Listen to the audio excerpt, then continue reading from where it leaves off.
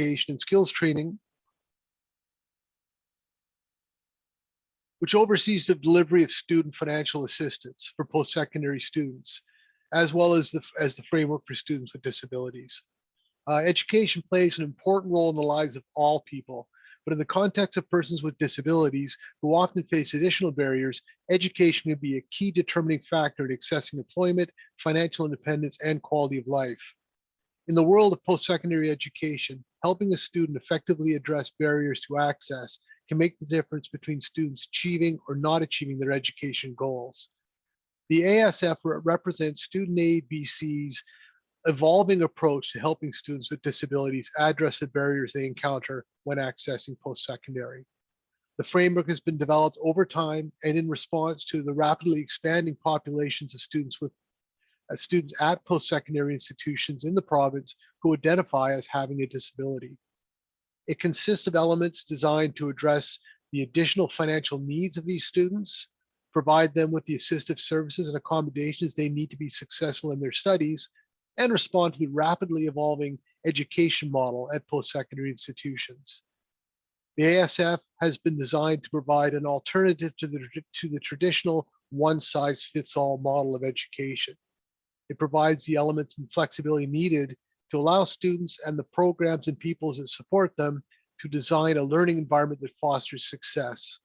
Inclusion and effective integration of persons with disabilities into the post-secondary community has social and cultural benefits for everyone. Now, historically, persons with disabilities were not a population that had ready access to education. The attitude in the traditional class-based education system was reflective of society as a whole, and persons with disabilities were not ordinarily integrated or accommodated into the existing education system. The growing awareness of the needs of children with disabilities and the challenges that they face in education has led to better early identification and accommodation practices. As the education model has evolved over time and has become more accessible, more students who might otherwise have succeeded in education are now able to graduate with their peers. And this awareness has also been reflected in provincial and government legislation and policy for post-secondary education and the development of federal and provincial support programs.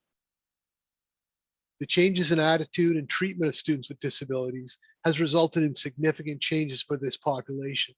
Students who once did not succeed in the established education model are now receiving the supports they need to successfully graduate from grade 12. These students, their families and support networks have the expectation that upon graduation, they will move forward and be able to access post-secondary education. And this expectation is very much grounded in reality.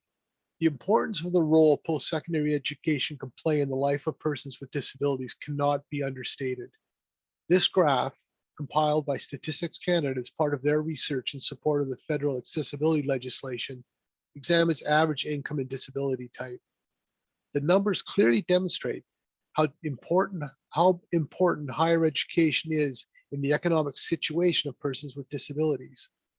In terms of average income, those individuals with disabilities achieving higher levels of education approach or under some circumstances equal that of their non-disabled peers. And what is not on display here, but which is also an important consideration, is the social and cultural benefits participating in higher education can have for all persons. The more persons with disabilities have the opportunity to access post-secondary education, the more they will have the opportunity to make connections and build the social networks they can access as they move into employment and later into their lives. As inclusion and integration practices for students with disabilities in the K-12 education system have improved, post-secondary institutions have experienced higher and increasing enrollment rates for this population and an increase in the demand for academic accommodation services. As you can see from the first graph, post-secondary institutions in BC have experienced a significant increase in the number of students with disabilities studying on campus over the last 15 years. This is data Student Aid BC receives from 20 public post-secondary colleges and describes a number of individuals that identifies a student with a disability and seeks support through their respective accessibility offices. This data does not include all post-secondary institutions in BC, but the numbers still demonstrate an obvious trend. As the number of students has increased across all post-secondary institutions, there has been an associated increase in the demand for supports and accommodation services. As I discussed previously, this increase in student numbers is due largely in part to the increasing trend of inclusion and integration of children with disabilities into the K-12 public school system, and the progressive practices that have been implemented to address these students' barriers to education. When these students enter the post-secondary education, they have an expectation that they will be similarly accommodated, and this has challenged the existing post-secondary education model. The second graph shows a similar trend and reflects the growth in the number of students with disabilities in post-secondary who are accessing Student Aid BC targeted financial assistance programs. This trend increases over time, and we have not yet seen a plateau in the number of students that are applying. On average, the last 5 years, we've seen a fairly constant increase of about 4% per year of students identifying as a student with a disability and accessing our assistance programs.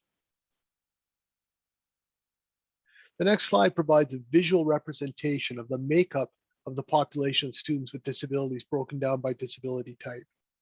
As you can see, this is a somewhat arbitrary way of characterizing the population, but it does demonstrate how the term disability encompasses a wide scope of conditions these students can experience.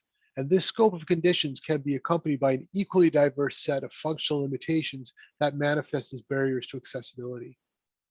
In order to best implement the most effective strategies to facilitate accessibility, a framework of supports has to be flexible enough to accommodate the divergent needs of this population and be responsive to be able to adapt to new and evolving circumstances. This population of students has evolved significantly over time.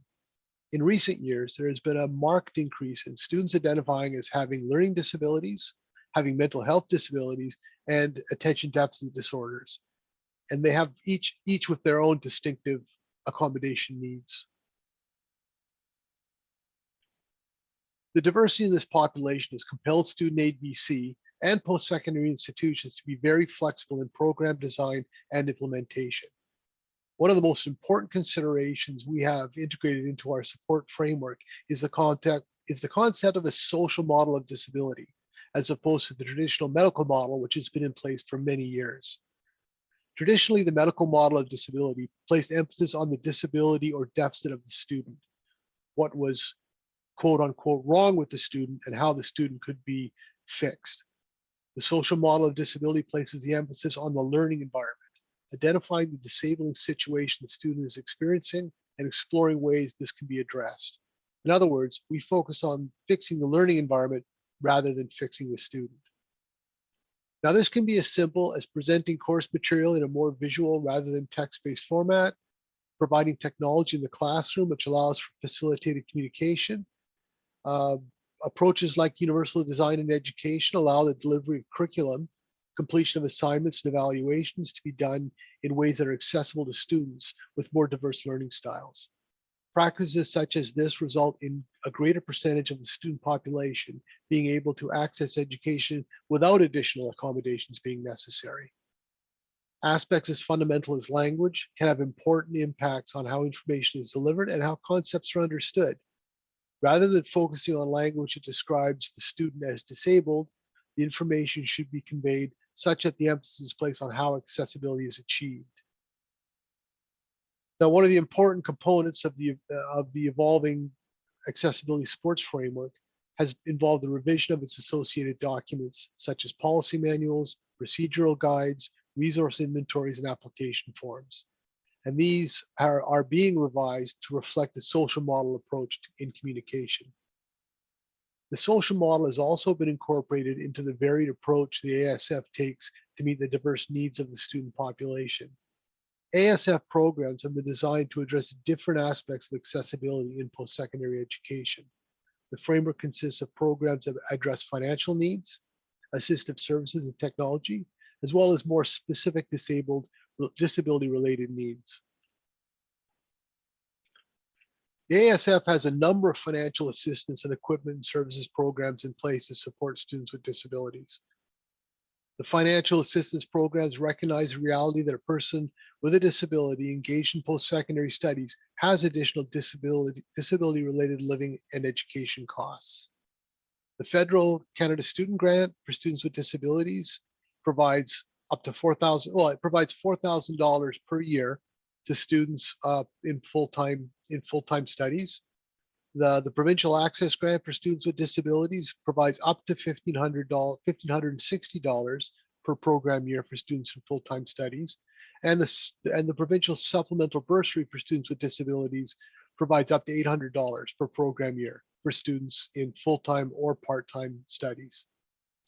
Students who make application to Student Aid BC for a student loan and provide documentation that meets the federal definition of disability are automatically awarded these grants as part of their financial assistance package. The equipment and services programs address the needs of those students requiring additional accommodation to be successful in their studies. These programs are tailored to support students under highly variable learning circumstances and allow for the integration of equipment and services into education models that support students' individual learning needs. The Canada Student Grant for Equipment and Services for Students with Disabilities is a federal program that provides up to $20,000 per year for students with disabilities. The Access Grant for Students with Disabilities is a provincial equipment and service grant that augments the federal program and also assists students that are in non-post-secondary programming. And we also have a public post-secondary loan program for students that are ineligible for the grant programs. They can receive assistive technology through the loan program. So the policy intent of these equipment services programs has been integrated so that they replace or augment each other depending on students' unique set of circumstances. Along with the programs that are designed for application across the population, the framework also consists of programs designed to address students with more specific disability-related needs.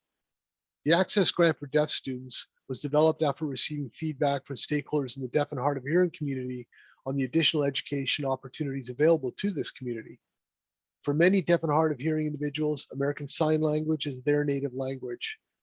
American Sign Language is not based on English, and accessing curriculum can act as a barrier to education for this community. The Access Grant for Deaf Students recognizes that students learn best in their native language, and this program provides up to $30,000 per year to eligible students to support their attendance at specialized post-secondary institutions in the United States where the curriculum is delivered entirely in American Sign Language. The Learning Disability Assessment Bursary that was developed in response to the requirement in federal regulation that students with learning disabilities verify their disability through a psychoeducational assessment before accessing disability-related supports. So under the federal policy framework, if a student with a learning disability wants to identify as having a permanent disability and become eligible for federal and provincial financial supports, they need to submit a Psych Ed assessment, which has a significant cost attached to it. So Student Aid BC has developed this bursary in response to the federal requirement. The program provides up to $1,800 to the student for the purchase of a Psych Ed assessment. So each public post-secondary institute in BC has access to this bursary funding.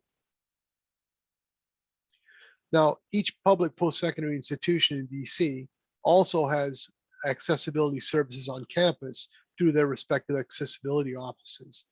And these are the offices that students with disabilities would be in contact with at their respective institution, and these is where they would go to get assistance in developing accommodation plans and ensuring they receive the level of support they need in the classroom while they're on campus. Another of the key components of the accessibility support framework is the concept of centralized or shared institution support services. Coordination and delivery of specific accessibility services and technology to institutions in BC is done through our centralized service delivery partners. The Academic Communication Equity Program at the BC Institute of Technology, the Central for Accessible Post-Secondary Education Resources at Langara College, and Assistive Technology BC all support the provision of accessibility services across public post-secondary institutions in BC. This delivery model allows accessibility support services and information to be available to institutions across the province in an economically efficient model. By providing communication, alternate resource format, and assistive technology services to institutions through a centralized model, the province is able to maximize efficiency and ensure consistent quality. Some rural institutions may not encounter students with specialized accessibility related needs on a consistent basis, and as such may not have the internal capacity readily available to support these students. So rather than requiring these institutions to seek out and contract additional services or technology, the centralized model allows these institutions to access them on an efficient as needed basis. The model also allows for consistent quality control across services to ensure that students are getting equal levels of support at all public post-secondary institutions.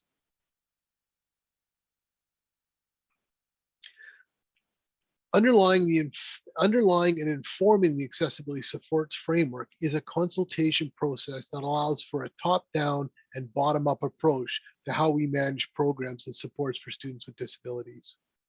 The consultation framework includes a Students with Disabilities Committee made up of provincial and territorial representatives working with the Canada Student Financial Agency, the Canada Student Financial Assistance Agency.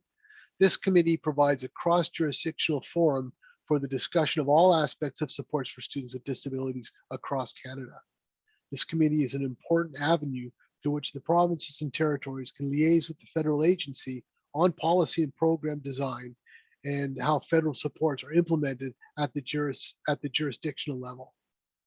At the provincial level, there are a number of other consultative processes where policy and program issues relevant to the delivery of supports to students are discussed. And they include the Post-Secondary Accessibility Services Committee, our operational policy drop-in, and the Accessibility Community of Practice in Education.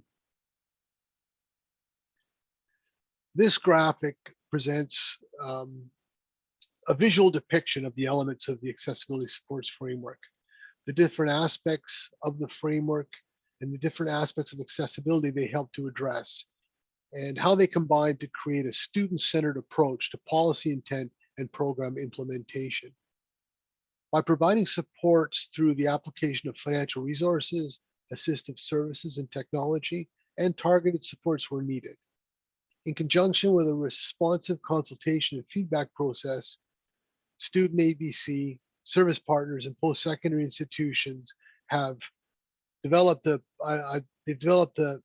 iterative framework that provides the kind of wraparound supports that are important for students with disabilities looking to access post-secondary education in British Columbia.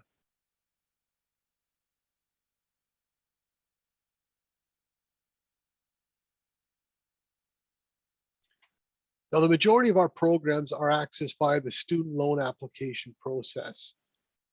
A student comes in and applies for assistance. They're requested a one-time verification of their disability status. They must demonstrate at least $1 financial need to access the student loan package, and that then gives them access to the supports that are available under the framework. The exception to this are the centralized institution supports. These are available to all students who identify as a student with a disability in a public post-secondary accessibility office. Now, since the onset of COVID, we have had to modify our approach to take into consideration some of the additional challenges that COVID have presented to students with disabilities. And usually this is in respect to their ability to access their institution, to access their accessibility offices, to access things like Psych Ed assessments for students with learning disabilities, and also just generally accessing medical professionals to get their medical assessments done. So we have changed some of our administrative process to try to make the process more streamlined and more responsive, given the situation that's arisen with COVID. Well, I'd like to thank everyone for their patience, and I know it's a lot of information, but I just want to put it out there now if anybody has any questions. Thank you. Yes, we did have a couple of questions. The first one was, it sounds like, well, it's more of a comment. It sounds like we are shifting away from disability to disabling conditions. So I guess to make that into a question, is that what your ministry is working towards? Yes, as reflected in my presentation, we're definitely looking at much more of a social model of disability. And what we're interested in is looking at, are there any functional limitations associated with an individual's with an individual that manifests in barriers in the post-secondary environment, and if so, what can we do to address those? What can we do? What it is about the learning environment that is presenting these barriers, and are there ways we can mitigate for that? Can we do something with the way the information is being delivered? Is there a way we can deliver the information in a more accessible way? Is there a need for the student to have additional assistive technology? Do they need sort of supports in the form of specialized tutoring? Do they need accommodations at the institution level? Things like more time on assignments. Do they need accommodations in their when they're being evaluated? All those things are considered. Okay, we have another question. It says, in the public school, it seems like children with intellectual disabilities and ASD have more supports than those with ADHD. It feels like the reverse is true when entering post-secondary education, especially when it comes to supports in the classroom. So I guess they're kind of wondering what supports are there for people who have autism or developmental disabilities in post-secondary. Okay. Well, I mean, every individual is different. And so if students successfully enroll in post-secondary and are seeking accommodations at the institution level, we work with the institutions to provide as much support as we can under the existing framework. So I'm not sure if I understand, is there being, like, are you asking whether there's a distinction between students with attention deficit disorder and students with intellectual disabilities? Was that it? Yeah, I think they're asking about the supports that are available. It seems like maybe there are less supports if you have a developmental disability than as opposed to a ADHD or more mild learning disability. Okay. Specifically, are they asking about an educational assistant? Like human resource people? This was a private message. If it comes up with any more information, I'll pass that along. I have heard this at other meetings, though, with self-advocates and parents of self-advocates at the university level, where parents who and individuals with autism have to struggle to get supports at the university level. Whereas with ADHD, I know I just took a doctor's note into my university and said, this is what I have. And they were like, okay, you're automatically given, more leniency for getting things in on time. And teachers are more accepting of the professors, instructors are more accepting of ADHD at that level.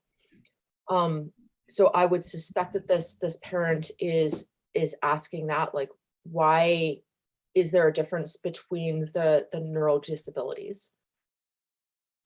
Yeah, okay. Yeah, I think I understand a little better now. With regard to sort of accommodations made for the student at the post-secondary institution, as I said, we try and work as harmoniously as possible with the public post-secondary institutions to support students with disabilities, and we kind of have our toolbox that we work with in our areas of jurisdiction. At the institution level, institutions are autonomous entities and really have the, they really set their own policies when it comes to sort of how students are accommodated and how different tools are employed. And I guess maybe this speaks to the fact that I think there's a different mandate between the public the public high schools, the public school system, and then what the mandate of the post-secondary institutions are in terms of their requirements to evaluate and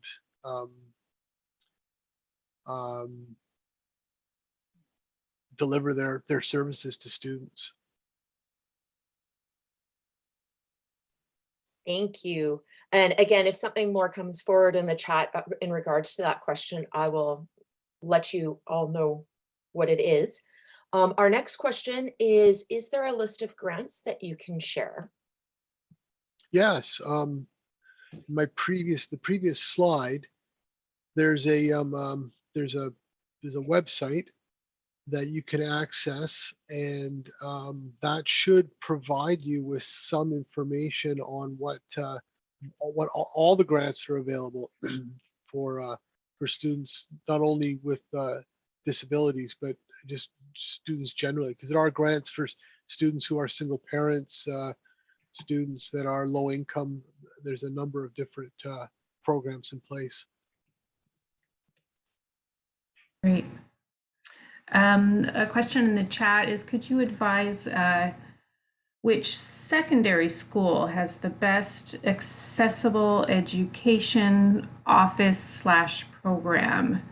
As I've heard, lots of offices cannot do much, and their existence is just due to the MOE requirement.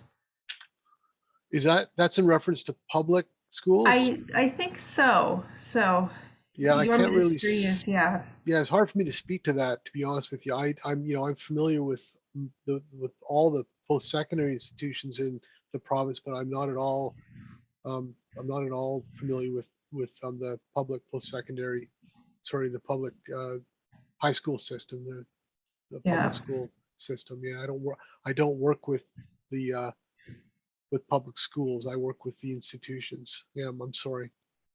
Yeah, and I have, just as an aside, I have heard from parents who they struggle with trying to decide, like, which school would be the best for their child, because like you said, they're so autonomous and there's so many different, ways that they support families. So they kind of struggle with trying to figure out, okay, well, which school should we choose if their child could get into, many of the, post-secondary places, just kind of wondering how to make that decision, or if there are workshops that would help people kind of have an overview of what's available, or do they just need to go school by school and investigate themselves? Well, what I can say from my general experiences, is that the larger institutions tend to have more resources available just because of their budgetary considerations. So the schools like SFU, UVic, BIU, even on the island here, UBC, University of Northern BC. I think I've listed all of them now. UVic, UBC, SFU, UNBC. They seem to have more resources, but then there's schools like Douglas College and Vancouver Community College that have really good programs.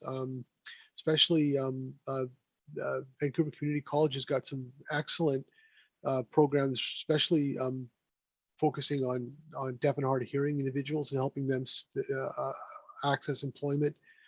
Douglas College has got some really good programs. And generally, my experience working with the Accessibility Supports Committee or community has been that there's a lot of really good people out there in the public post-secondary system that are very dedicated and very focused on helping students with disabilities. I mean, they've had to be, as you can see in the previous graphs that I presented. This problem's not going away, and these students aren't sort of they're not sort of sporadically showing up. There's just more and more of them all the time, and they have accommodation needs, and under existing human rights legislation, if somebody's offering services to the public, then they are required to they're required to accommodate all the public, and that includes persons with disabilities. So what my experience has been, there's been a real groundswell of support for this student population. Thank you, Miles. Another question that we had is there just one grant for part-time students who have a disability? You mentioned Part-time students. No, part-time students they can get the federal $4,000 grant. I'm pretty sure they can get the equipment and services grant, which is another $20,000, and then get a $400 provincial grant. So no, I think there's some resources out there for the part-time student as well. Great. We have a question about FASD. What supports are in place for individuals with FASD? There need to be adaptations for the maturity aspect. They might not be quite ready for post-secondary opportunities. And so they kind of miss out on what are given to others. And what could they do? What could a student with FASD do in the meantime as they're maybe trying to develop their ability and develop their skills to attend school? So kind of that, gap time, those gap years before they're ready. Good question. So I'm assuming FASD is a fetal affected, Correct. or Fetal alcohol alcohol affected syndrome. Yeah, there's different. I mean, we usually the terminology I usually hear now is sort of alcohol affected students. Yeah. Well, see, interesting perspective, because we try not to classify students by, their disability or their disability type. And I know it's difficult to do when you talk about, blind students, deaf and hard of hearing students, mobility impaired students like myself who have, we have specific needs, right? My experience has been, and I'm not an expert in FASD in any way, shape, or form, is that it often presents as attention deficit disorder. You talk about maturity issues, yes. So there are learning certain aspects of learning disabilities.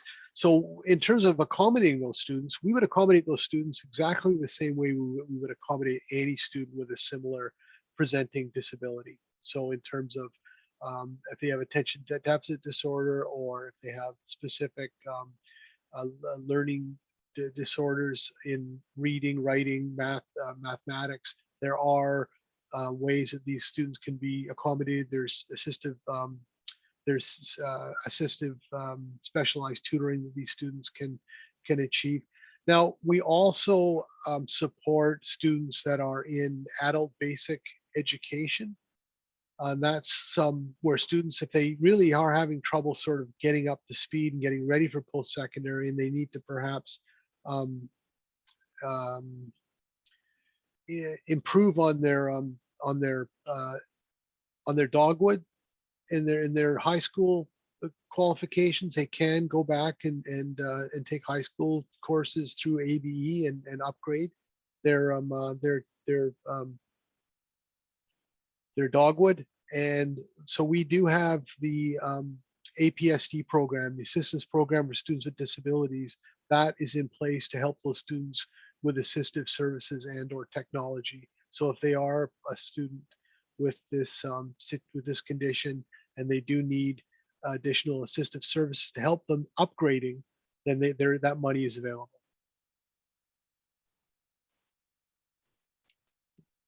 Thank you, Miles. So the terminology that that the adult advanced education uses is effects of alcohol, not fetal alcohol spectrum disorder. I'm just talking about what I run into when this issue is presented by people in the field. Sometimes we don't have there's no specific policy that we have implemented because, as I say, we don't tend to deal with individual conditions. We're not looking at individual diagnosis as much as we're looking at what are the functional limitations, how do we accommodate those. So it's just my experience has been that when I started this position, fetal alcohol syndrome or fetal alcohol something spectrum disorder, was a term that was used. Recently, I've heard people approach this, and they've used terminology like alcohol affected. So I try to alcohol affected students. So I try to, when I'm involved in discourse with stakeholders, I try to use the kind of language that I'm kind of familiar with, and what's most current, because as someone pointed out earlier, language certainly does evolve. Exactly. Thank you for clarifying that. Another question that we had was, what is the process to access a psych ed assessment if a student didn't get one while in high school or prior to starting post-secondary education? Is there any financial aid in order to get one? Yes, if a student is looking to go to a specific post-secondary institute and they think they're a good candidate, like say they've had a previous psych ed assessment done years ago and they feel they still have learning disorder related needs that they want support with, they can access the learning disability assessment bursary, and that's funding that's available to help them pay for the cost of a psych ed assessment. And right now, I think there's also a reimbursement program under the federal equipment and services grant, whereby somebody can recoup up to $3,500 of the cost. So if you're out of pocket funding, you can get that through the federal reimbursement program. So you can get some money up front from us, and then whatever else you're out of pocket, you can get back from the federal government. So that students aren't out of pocket at the end of the day.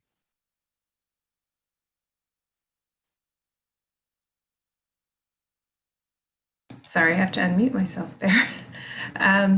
Yes, okay, we've got a lot of questions. I'm just looking, Bob asked, does the ministry work along with programs that support PWD through university, such as the Steps Forward program? The Steps Forward program.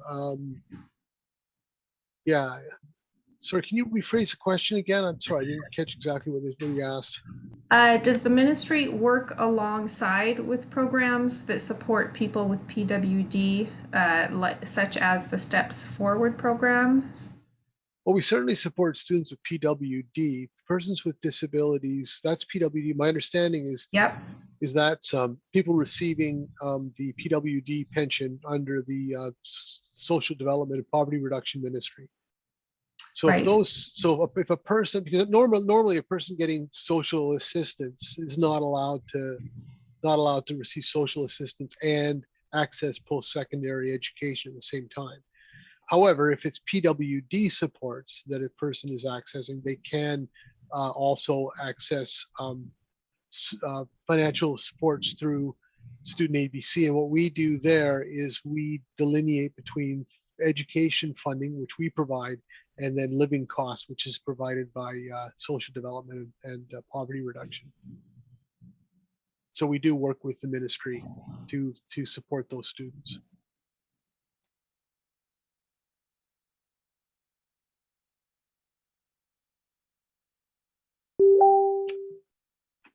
Thank you. Just stop sharing my screen. We've got another question about when families are exploring post-secondary education options that will meet all of their diverse needs, their schools, all of those things, where's their first step? I know you just gave us a list of places to, like a list of universities and colleges that have some accessible things, but is there Okay. another is there a step before that? Interesting.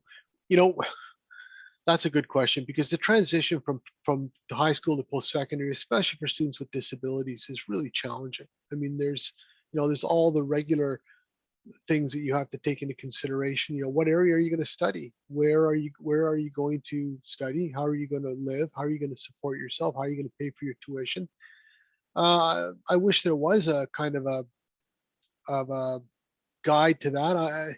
One of our service delivery partners, the Accessibility Communication Equity Group, is working with stakeholders, and this is mostly accessibility coordinators at the post-secondary level.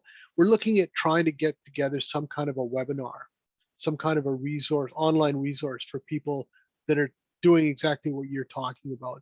So it's a student, their family, their support network, they want to know about going to post-secondary, they want to know what's available, what steps they have to take. Now, my advice to anybody in that situation would be to go and talk to the accessibility office at the institution that you're thinking about attending. And if you're thinking about attending more than one, go and talk to both of them, or go talk to 3 or 4 of them if you're in an area where you can access more than one, and let them know what your goals and objectives are, and what your needs are in terms of what kind of accessibility supports you've received while you were in high school, and can you expect to receive those in post-secondary, and ask them about what supports are out there through the institution, and also through the agency, through Student Aid BC. All of the accessibility offices are very familiar with the programs and supports that are available through the accessibility supports framework, and they should be able to help you make that decision, or help you guide you in that decision-making process. But it is challenging. I understand that. I know I went through it myself.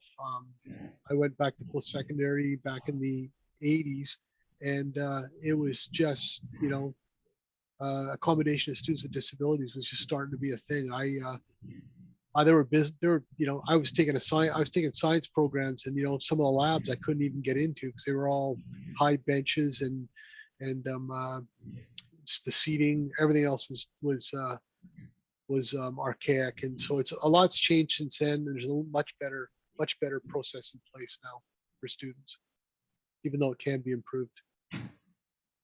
Yeah, I think having one of those webinars would be fantastic, so people can, not have to spend agonizing hours, going through each school and each program. And sometimes there can be programs out there that you're not even aware of, so being able to collate that information. Sure, and I'm not, I'm not adverse to, getting some input from stakeholders like yourself. I mean, there is a accessibility community of practice and education out there that I'm part of. It's not a government-run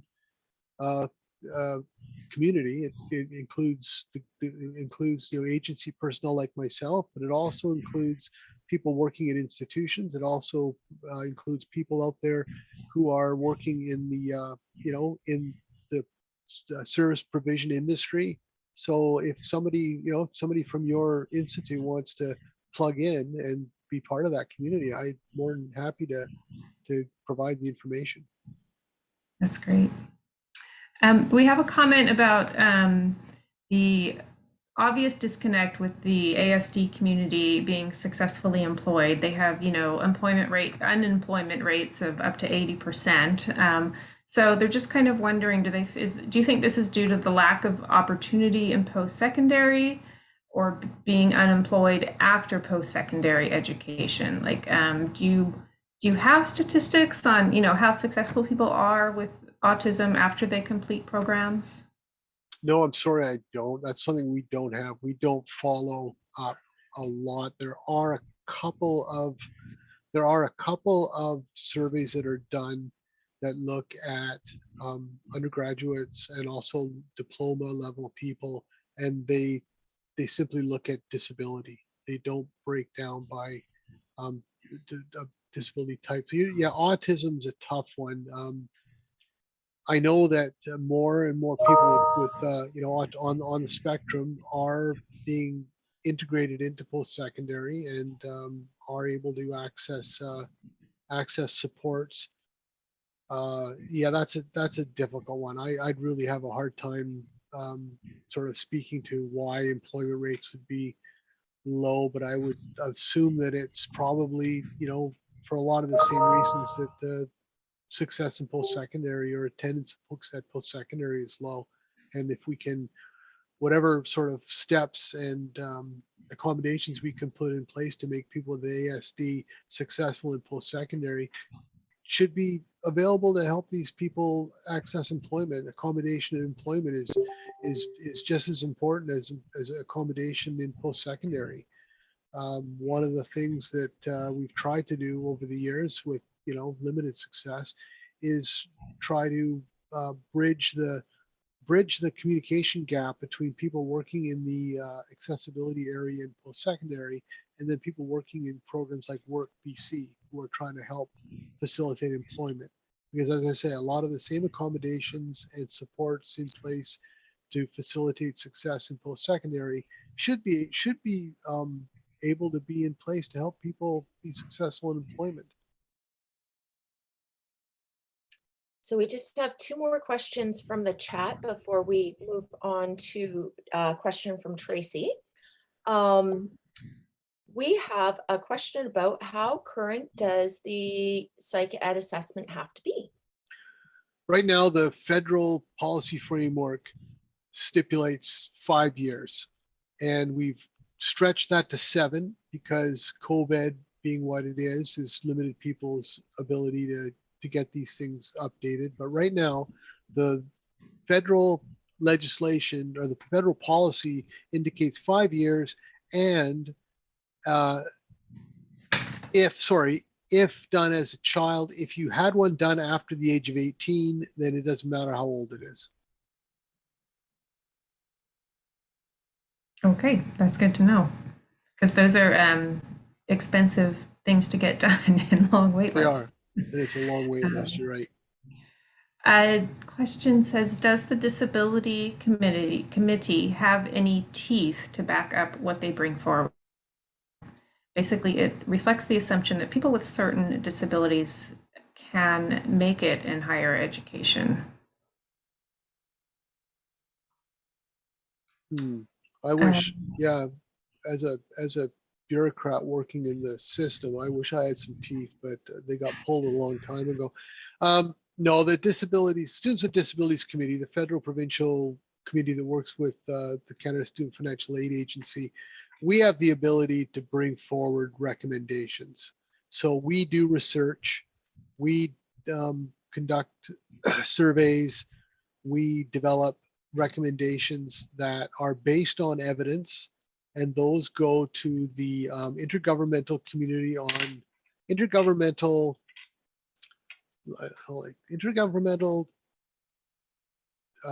consultative community on student financial aid. And this is basically a larger committee made up of, I think it's executive members at in post-secondary agencies across the country. They make recommendations. They either endorse the recommendations or not. And my experience has been that most of the time they do endorse.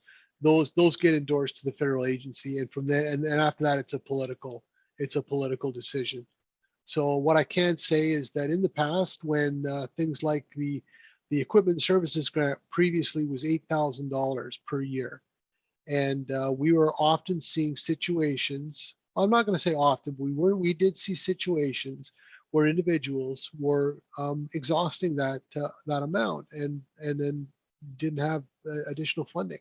So we did a lot of research in BC, and BC is very well situated because we deliver a lot of our services centralized in a centralized model, as you could see. And one of the big benefits of that is we've got excellent data. So we went back to the feds and said, look, here's the disability types broken down. Here's how much each individual in those disability types was spending on equipment and services. And we were able to demonstrate that deaf students that needed ASL interpreting, which is American Sign Language interpreting, which is very expensive.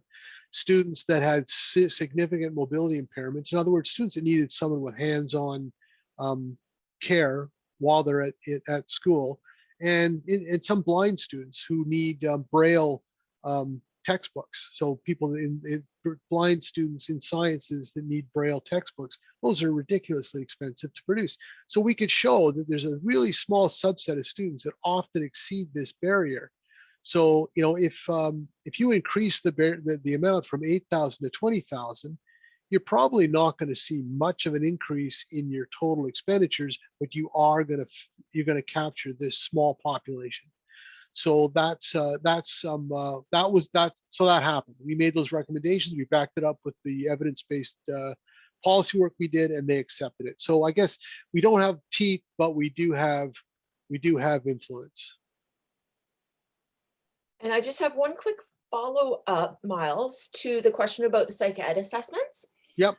What if one has never been done? Like, you still require one, and in order to good get support? question. Good question. If you're a student with who, for whatever reason, from the opinion of experts that you've consulted with, say you're a good candidate for someone with, it looks to me like you have a learning disability, you can go to the post-secondary, any public post-secondary school in British Columbia, go to their accessibility supports office and say, I want to access a learning disability assessment bursary. And and you can provide whatever evidence you have indicating that you're a good candidate for the bursary. The institutions do have a screening tool available that we developed with the institutions, where they can sort of try and screen individual students to see if they appear to be good candidates. And if you are, then you can access that bursary. You do not have to have an existing learning disability diagnosis or an existing Psych Ed assessment. Tracy Beckett, thank you for being so patient there. Thanks, Rachel. Lots of great questions. Thanks, Miles. I have a sort of a question and a comment. I'm learning a lot today, and it would have been nice to know some of this stuff earlier. I'm wondering, for many students, I know that you don't communicate with post-secondary or with secondary schools in British Columbia. The institutions do. But I'm wondering how we can create, some information, like how is information from your ministry shared, trickles down from the institutions to secondary schools. Often our kids with learning differences or disabilities, the pathway out of school is very service driven.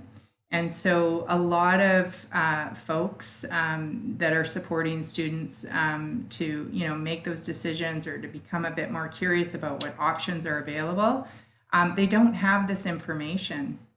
And so I'm wondering what sort of communication or how can we get this type of information in the hands of the folks who are on the ground working with our students, helping them develop a vision of what they may want to do after high school? Well, that's an excellent question, Tracy, and I agree completely. There needs to be better outreach between the institutions, the agency, and the schools. We do provide some information there. There's things like career fairs that happen for high school students, and we do provide information there on what supports for students with disabilities are available. But I think what you're speaking about probably, really requires a more diligent approach. And I will admit completely, it's an area we haven't had a lot of focus on. Just to be perfectly candid, I think that we don't do as good a job supporting those students with disabilities. There seems to be, I look at sort of how my ministry is laid out and where the resources go, and there's other sort of underrepresented groups that seem to have a lot more resources dedicated to them rather than students with disabilities. Quickly, is there someone from your ministry that I could reach out to if I wanted to do an information night for families, and maybe with service providers? Like, is there someone that we would contact? Yeah, contact me. Okay, Yeah, I'll give you my I will. contact information, no problem. As I say, I'm kind of the point person, as I said, with terms of resources, I'm the point person in the ministry for accessibility in post-secondary education. Great. Thanks, And Miles. so I'm more than happy to engage and assist anywhere I can. That's great. So there's a few comments in the chat regarding concerns about the shifting from into a social model without embedding the rights based on language for disability. If we've seen this before in health and primary school education, where students and families feel like they have to justify the needs of the child, and without having you feel like that you're maybe putting those rights aside with the social model, and that you're kind of making an assumption that it will be inclusive and accessible, but just without the accountability. So do you have any thoughts on that? Yeah, I do. That's very challenging. I'd like to hear more about that. I haven't had any experience with how this has been implemented in other areas and how it's affected individuals with disabilities. It all sounds very motherhoody when you talk about it, but I guess there probably are some other aspects of this with regard to sort of the rights of individuals with disabilities, or sort of the duty that public agencies have to accommodate them. That doesn't change. That's still in place. I don't see us, I don't see us making any alterations to that, and we're not empowered to do that anyways. So if you've got some kind of specific sort of examples, or you can, maybe it's just me not being able to sort of pick up on your question as much as I could have, but I'd certainly be interested to sort of get a better appreciation of your question.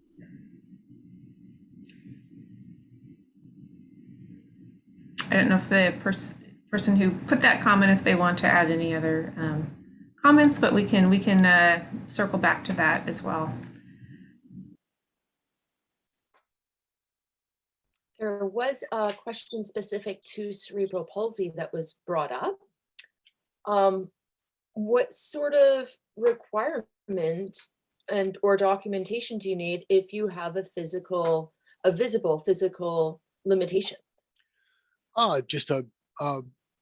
We need something from a medical assessor that indicates that you have a permanent disability or a disability, and then sort of what is it about the functional limitation associated with your disability affects your ability to participate in a post-secondary in post-secondary environment. So if someone with cerebral palsy, I mean, I've got a neuromuscular condition, not entirely unlike cerebral palsy, and I just had a note from my doctor, my GP. A GP would be totally empowered or in position to attest to a disability of that type.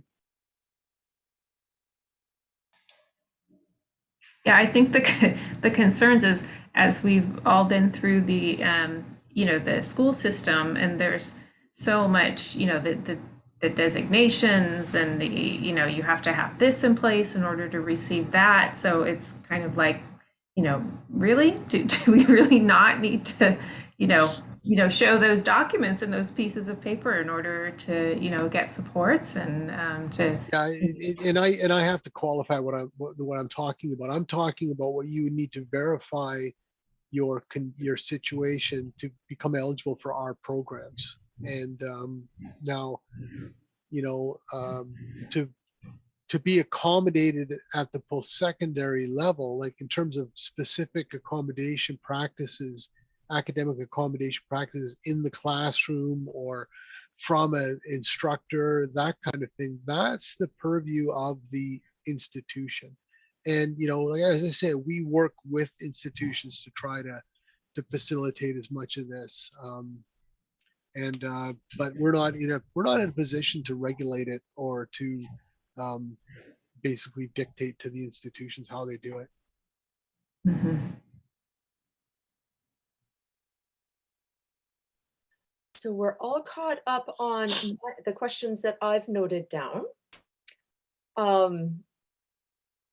So essentially all the questions in the feed. So we can Perfect. just open up the floor to anybody. Perhaps Tracy, who just posted something in the feed that was no longer being used.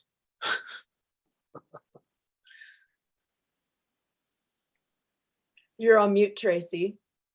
Yeah, I know. I was camera off, on mute, typing, reading, multitasking as I do. But hi, Miles. Nice to Hi. meet you. I'm Tracy. I'm from BC Ed Access, and we are K-12 parent group that advocates for equitable access to education. But we do get a lot of questions, obviously, about post-secondary and transition to post-secondary in particular. What I was asking about was the last thing that you had to say, which is that you don't really have any authority to, intervene, basically, right? And I wondered if that would change when the accessible standards are in place.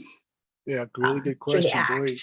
you guys, everyone came pretty much well armed. Yeah, no, those are,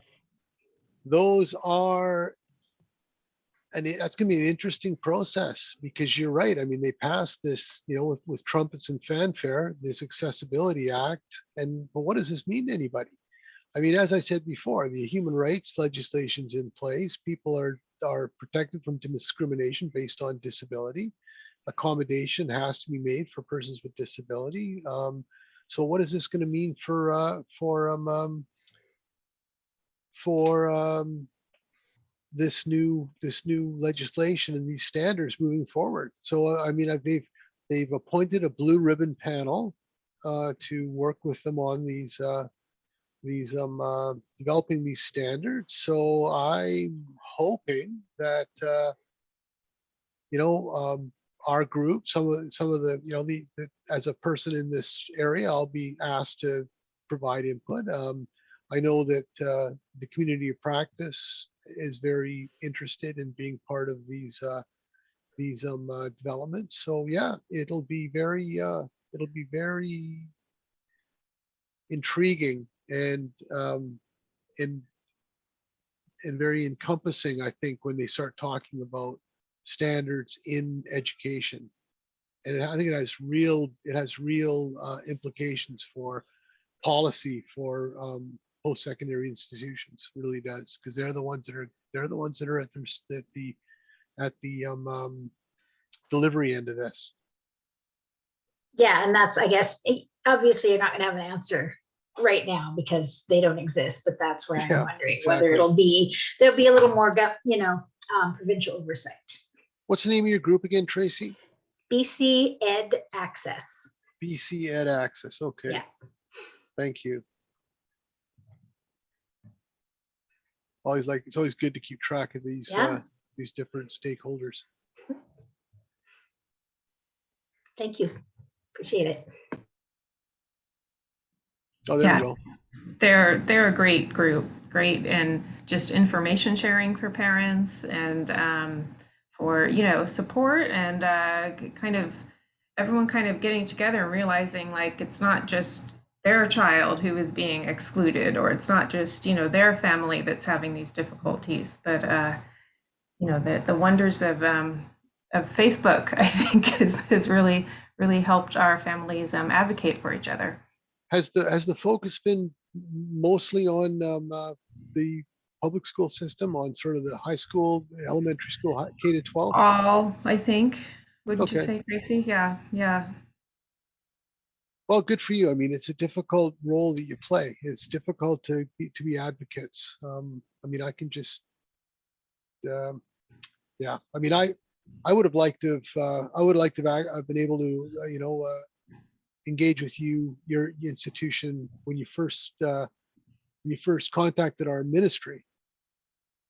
But you held your conference in Manning Park at a resort hotel, and so that kind of went up the chain. It kind of went up the food chain, and I didn't get a chance to engage. But now that you're doing it over Zoom, well, then it makes its way to me. So thanks very much for not setting these up in a desirable location. Yeah, we would have liked to have been in Manning, but I think we'll probably do hybrid, because I think, it's nice to have it accessible for all. So, yeah, I think it would have been a cold weekend in Manning if we had gone, that's for sure. Other questions and comments?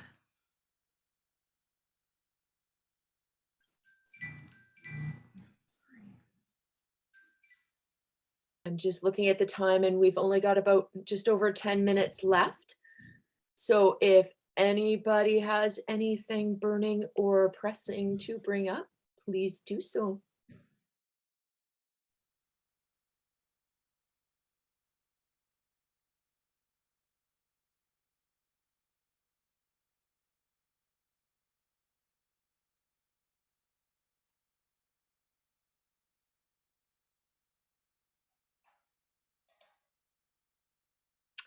Well, with that silence, I feel that we could probably bid everyone adieu.